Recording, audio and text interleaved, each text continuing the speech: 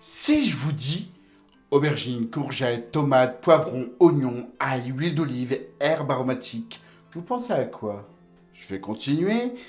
Si je vous dis que c'est une soupe pour les rats, un mauvais ragoût, ce plat symbolise le mieux la mondialisation.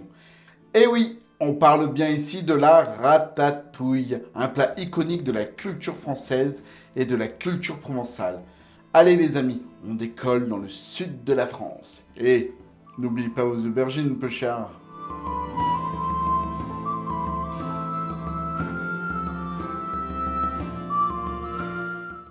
Sinon, vous avez vu mon nouveau décor? Fabrication maison. Qu'en pensez-vous?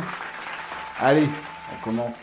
Ah, la ratatouille, un plat d'origine provençale, mais dont les ingrédients ne sont pas d'origine des rives de la Méditerranée.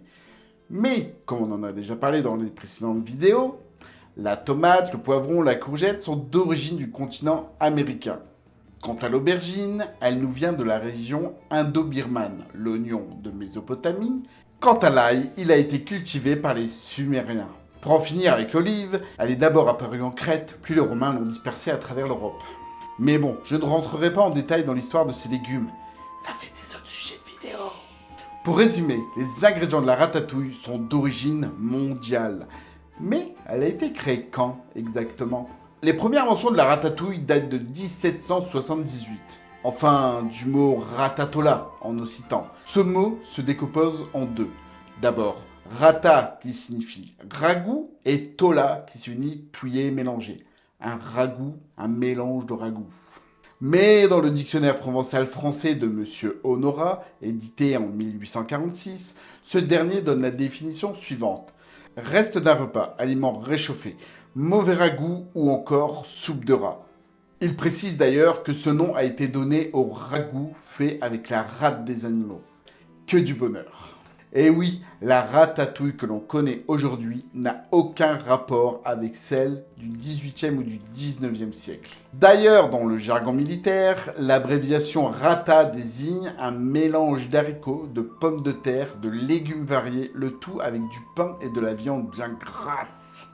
On trouve également dans le livre Histoire des prisons d'État une mention de ce plat par Eugène François Vidocq. Que je cite, la ratatouille n'est qu'un mets pitoyable et passablement malsain. Il va donc falloir attendre le XXe siècle pour que la ratatouille devienne celle que l'on connaît aujourd'hui. Et ce n'est pas si vieux que cela. Dans le magazine La vie du rail de 1952, une recette beaucoup plus élogieuse voit le jour, et ce dans le courrier des lecteurs. Cette dernière est proche de plusieurs autres recettes que l'on connaît aujourd'hui, ou pas, comme la bohémienne, le pisto manchego, le sanfaina, plumbé ou encore la piperade. La bohémienne, je connais pas ce plat, j'ai découvert ça pendant que j'écrivais le script. Alors, on ne parle pas ici de la peinture de Franz Hals, ni de la tzigane nomade, mais bien d'un plat qui est proche de notre star de la semaine, composé d'aubergines, de tomates, d'huile d'olive et d'herbes de Provence. Bref, revenons à notre très chère ratatouille. Aujourd'hui, il en existe deux sortes, la ratatouille niçoise et la ratatouille provençale. La première, c'est celle que l'on retrouve dans les magasins et elle a pour principe que l'on cuise tous les légumes ensemble. Quant à la seconde, qui est plus longue à faire, le principe est de cuire légume par légume. Peut-être que c'est vers celle-là qu'on se dirigera pour la recette de la semaine. Mais la provençale, c'est surtout celle priorisée par les grands chefs, comme Roger Verger ou Guy Guéda.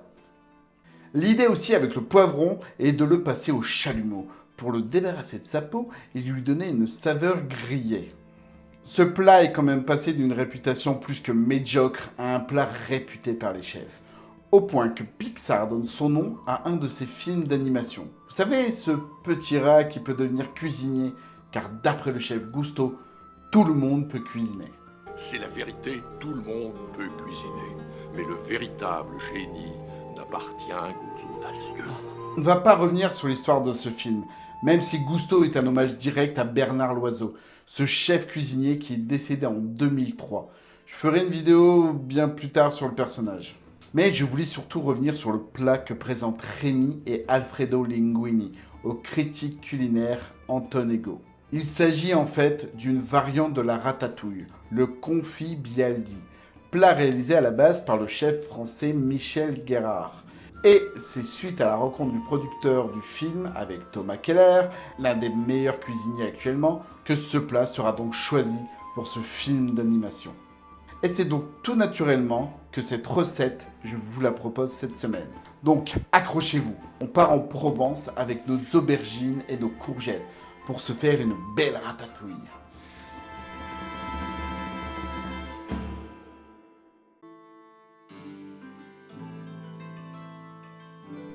Ça va trancher du légume. Une recette plutôt facile, sauf au montage de l'assiette. Alors, pour commencer, on prépare une petite sauce en coupant les poivrons, les oignons et l'ail en petits morceaux.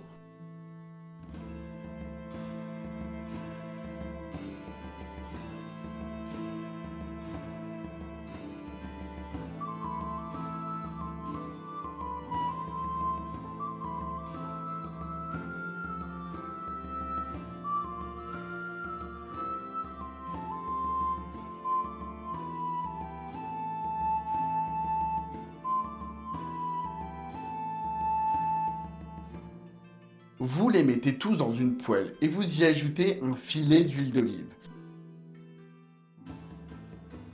L'idée est de réduire au maximum.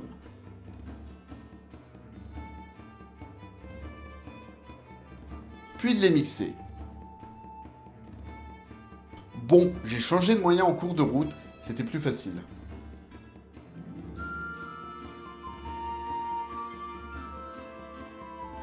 Maintenant, on va trancher de fines tranches de courgettes jaunes, courgettes vertes,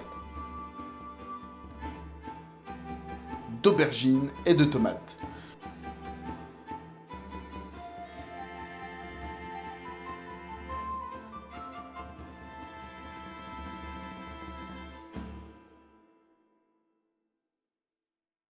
Une fois le tout coupé, il est temps de mettre le tout dans un plat à gratin.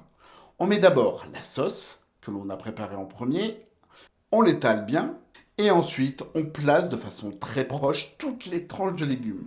C'est très esthétique, j'aurais pu m'arrêter là, mais...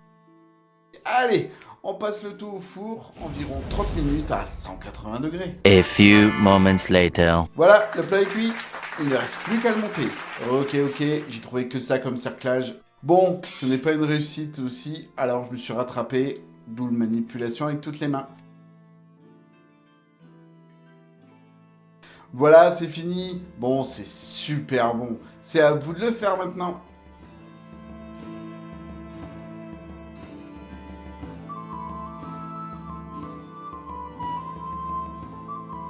C'est une recette assez technique, mais c'était un régal. J'ai quelque peu galéré, mais ça se voit à la fin avec mes mains où j'essaie de tout replacer.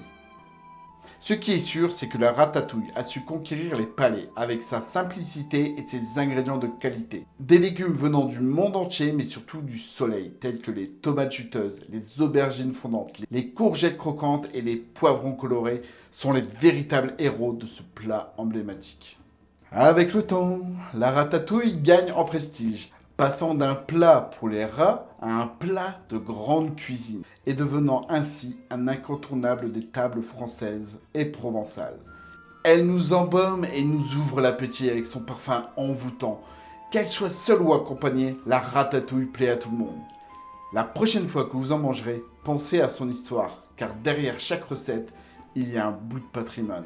Je vous remercie de m'avoir suivi pendant cette vidéo. Si vous n'êtes pas abonné à cette chaîne, n'hésitez pas. C'est gratuit et moi, ça me touche énormément. Pensez aussi à activer la petite cloche, le petit j'aime. Bref, merci à tous. Et sauf exception, la semaine prochaine, on part sur le continent américain. Un produit présent dans nos magasins. À votre avis, quel produit vais-je parler la semaine prochaine?